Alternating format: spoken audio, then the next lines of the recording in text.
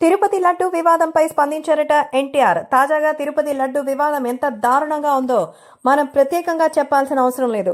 తిరుమల లడ్డూలో ఉపయోగించేటువంటి నెయ్యి జంతువులకి సంబంధించిన అవశేషాలు ఉన్నాయని తెలిసి అందరూ కూడా నిజంగానే కుదేలైపోయారు.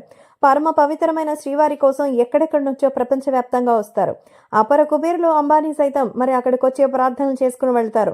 అలాంటి తిరుమల శ్రీవారి లడ్డూని నిజంగా ఇంత హేయమైన పరిస్థితికి తీసుకొచ్చింది గత ప్రభుత్వం జగన్మోహన్ రెడ్డి.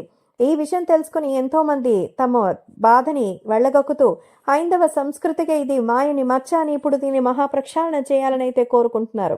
ఈ సందర్భంగా ఎన్టీఆర్ కూడా ఎంతో విచారం వ్యక్తం చేశారు. ఎన్టీఆర్ కూడా తన కుటుంబ సభ్యులతో ప్రతి సంవత్సరం వచ్చి దర్శించుకుని వెళ్తూ ఉంటారు. ప్రత్యేక ప్రార్థనలు చేస్తారు. దైవం పట్ల విశేషంగా అయితే ఆయనకు అభిమానం ఎక్కువ. ముఖ్యంగా తన భార్య ప్రణతికి మరి ఆ వెంకటేశ్వర స్వామి మీద విశేషమైనటువంటి ప్రేమ, భక్తి.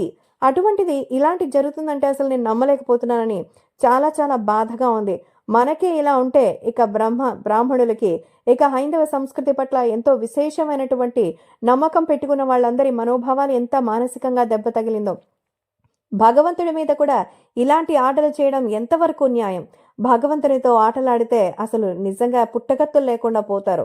దీని వెనుక అసలు పాత్రధారులు, సూత్రధారులు ఎవరో తెలిసి ప్రస్తుతం దీనిపైన తగిన యాక్షన్ తీసుకోవాలని, చేసిన పాపాన్ని మరి పోగొట్టుకోవాలంటే ఏం చెయ్యాలో ఆగమ శాస్త్రం ప్రకారం పండితులు ఇప్పటికే చేస్తున్న ప్రయత్నాలతో ఇక మీదట అయినా ఆలయాలలో భక్తుల మనోభావాలతో చెలగాటాలాడకుండా మరి దైవం పట్ల భక్తితోనూ భయంతోనూ ఉండాలనేది మనస్ఫూర్తిగా అయితే కోరుకుంటున్నాను. సో ఆ దేవదేవునికి నా తరపున కూడా క్షమాపణలు తెలియజేస్తున్నానంటూ ఆవేదన వ్యక్తం చేశారు జూనియర్ ఎన్టీఆర్.